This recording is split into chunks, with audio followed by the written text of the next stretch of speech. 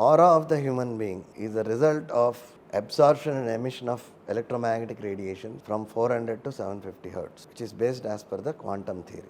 Taking into the hypothesis of this, when we go around, any matter absorbs and emits electromagnetic radiation.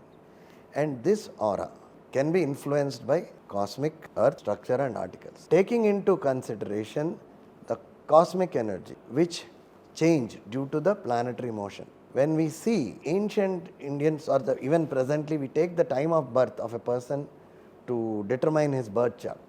What is this birth chart? It is nothing but energy code in the human being.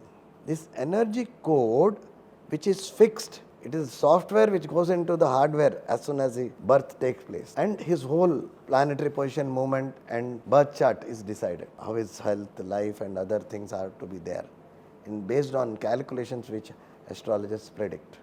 In this, what we do, the effect of this 400 to 750 is being decided planetarily, dividing it into 400 to 750 into 9 bandwidths, which form the 9 planets. And our ancient Indians have determined vibrations which can be induced in the person. If there is a deficit in this particular 400 to 750, suppose you take Saturn, the deficiency or the bandwidth is between 610 to 670.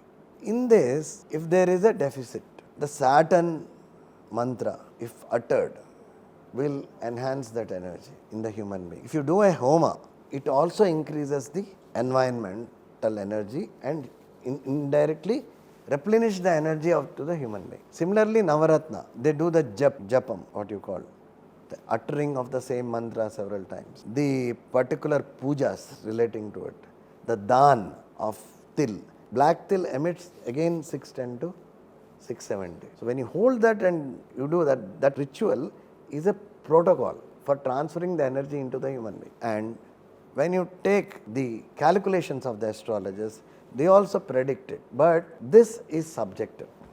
It is a science. Astrology is a science. Even the Supreme Court has endorsed it. This particular energy, when the calculations, interpretations differ from different astrologers, that depends on the knowledge what he is having, that depends on the time of birth calculations, and also his interpretation, because it's a combination of so many factors, nakshatras, padas, then rashis, then your grahas, and then your position in the kundalini, and then kundali, and then also the gochar which happens.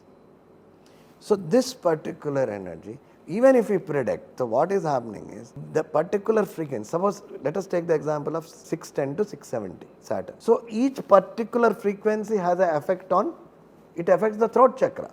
It can affect the throat, thyroid, ear, cervical muscles, mouth, tongue, teeth, all those things. Different frequencies have a defect on different cells. So when you are prescribing a Saturn stone, that is the blue sapphire also emits range between 610 to 670. Then which blue sapphire are you giving? Which is emitting which frequency? What is the frequency deficit of you? There comes it's a science, but we need to take it scientifically and bring it to more perfection using the instruments. Once that is replenished, you identify the particular, then how much intensity is the deficit? Is it 10% deficit, 80% deficit, 30% deficit? What is the kind of, this is the quantification, no? In that frequency, how much intensity has to be replenished? These two form very crucial things, which we have deciphered, and we have a patented protocol how to neutralize it, and taking astrology to a next level and making it more scientific. It is already a science. The approach will be more scientific rather than interpretation. So definitely the cosmic energy affects the human being in the terms of health as well as his well-being, prosperity, whatever it is. And we need to ensure that we cannot correct them. We can only replenish the person with that deficit energy.